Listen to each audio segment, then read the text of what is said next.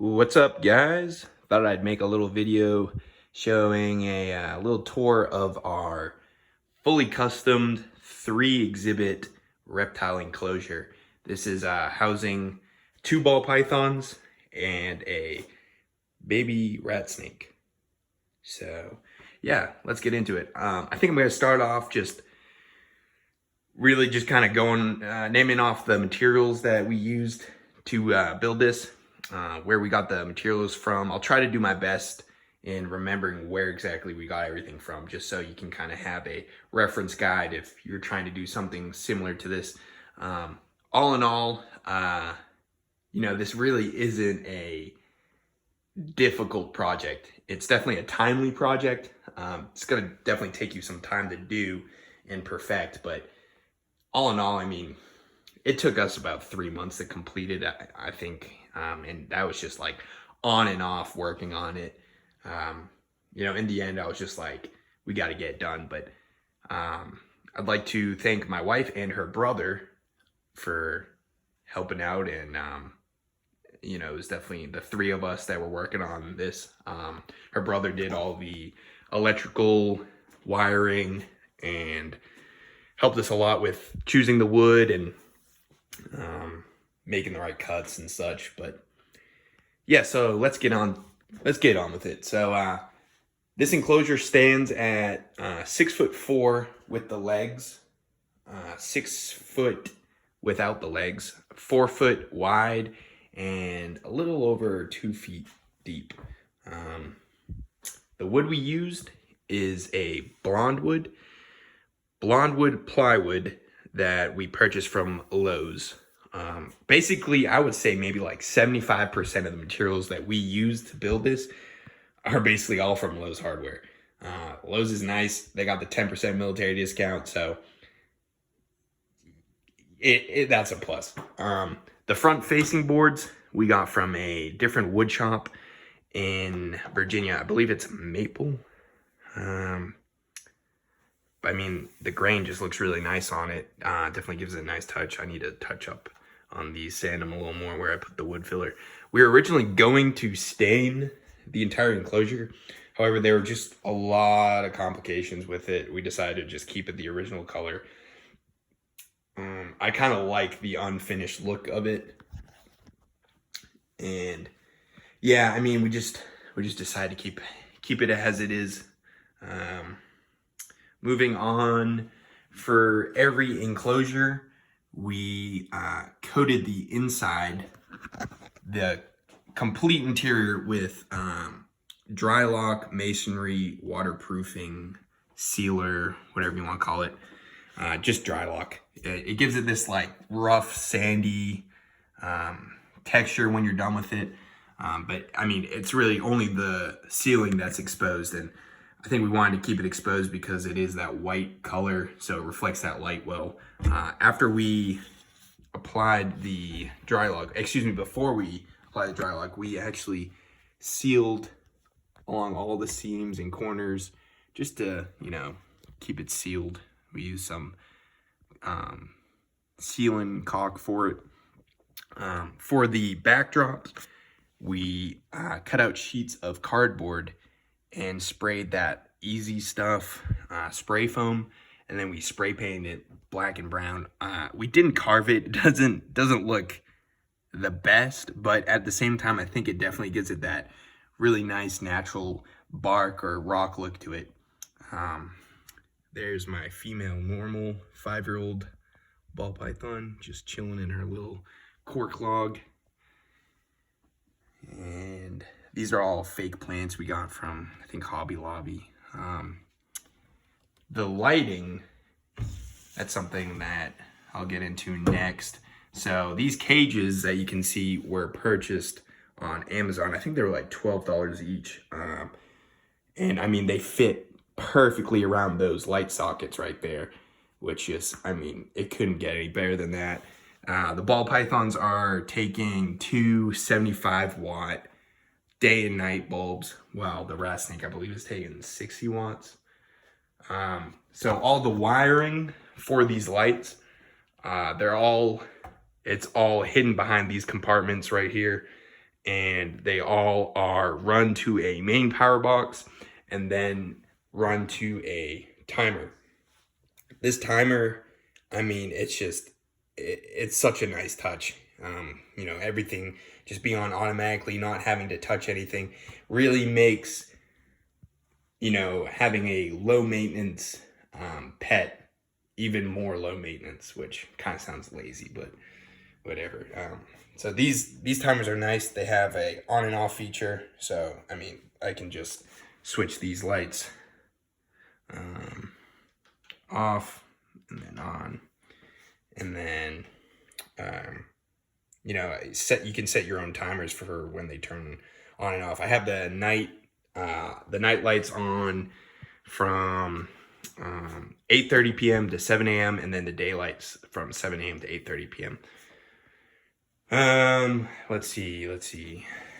So after the timer, then the wires run in the back. I mean, it's all super hidden, makes it look really clean, and then really that's the main power source right there. So it's just it's a nice hidden. You know, you don't see wires hanging out everywhere. Got little thermometers, hygrometers, and so something we notice is that these enclosures, because there's low ventilation, really retain heat and humidity extremely efficiently. And you know, I kind of over misted the enclosures, and as you see, there's a lot of condensation, but you know, it's definitely a nice feature. It's something that I wasn't prepared for, so I definitely had to lower the wattage, and the wattage was definitely lower than what I expected. I thought we were gonna have to run 200 watts, but that was actually making their enclosures a little too warm. Getting on with the sliding glass doors, you know, has a very nice functionality to it. We got these sliding glass door tracks off, I believe, rockler.com. They are double tracked, for obviously for both panels of glass, and we just stuck these on with some adhesive glue, and they stuck on pretty well.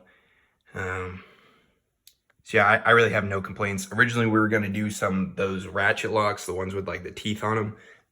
Excuse me, but we kind of misjudged it. The overlap's only supposed to be 1 inch, and I mean, this is like 2.5 inches. So we kind of didn't really think that through all the way. We ended up just settling with these locks right here, which, you know, it's just a little screw in the back, and it just presses against the track and just holds the glass in place. I didn't really think it, you know, having a lock was all that necessary, just because, I mean, you kind of have to give a little force to open these up. I don't think it's something they could open themselves, but it's definitely a peace of mind having some sort of locking mechanism on. So really the only issues we have had so far with this enclosure is actually a little leakage problem with the moisture.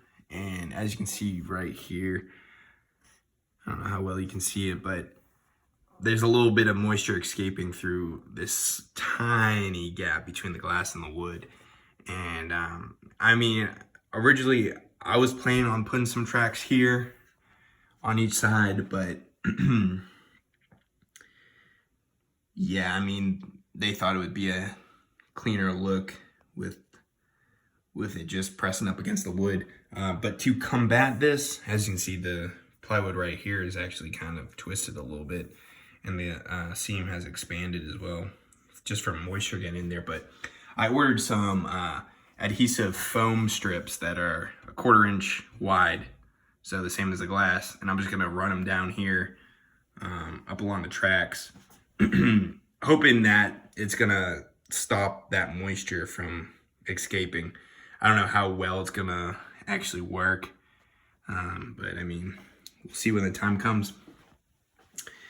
So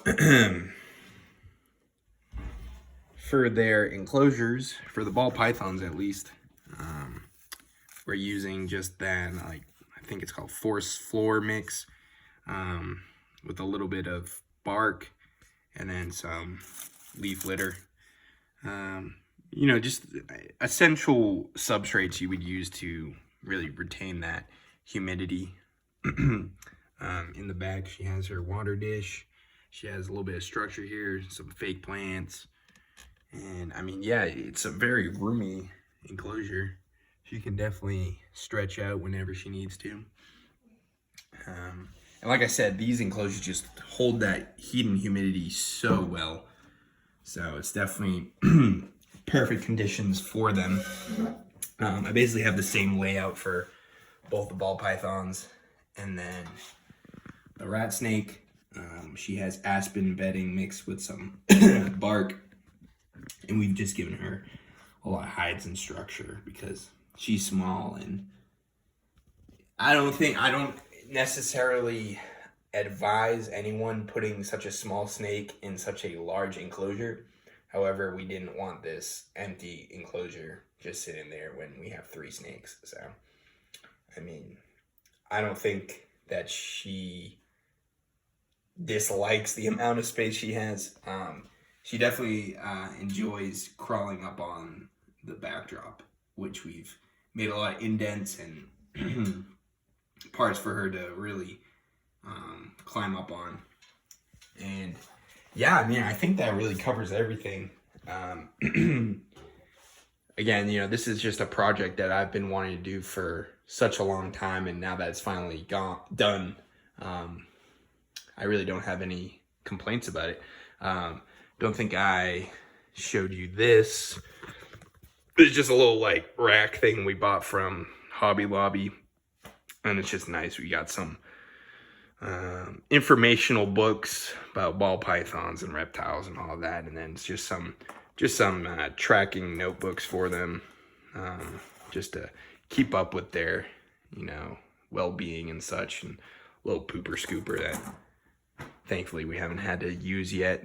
But yeah, I mean, it's just, you know, I wanted to make it simple but functional, and I can't complain with the outcome. This is the final product, and I couldn't be more happy with it. So if you guys have any questions regarding just how we built it or where we got the materials from, feel free to ask in the comments. I'd be more than happy to help you out. And yeah, so I hope you all enjoyed.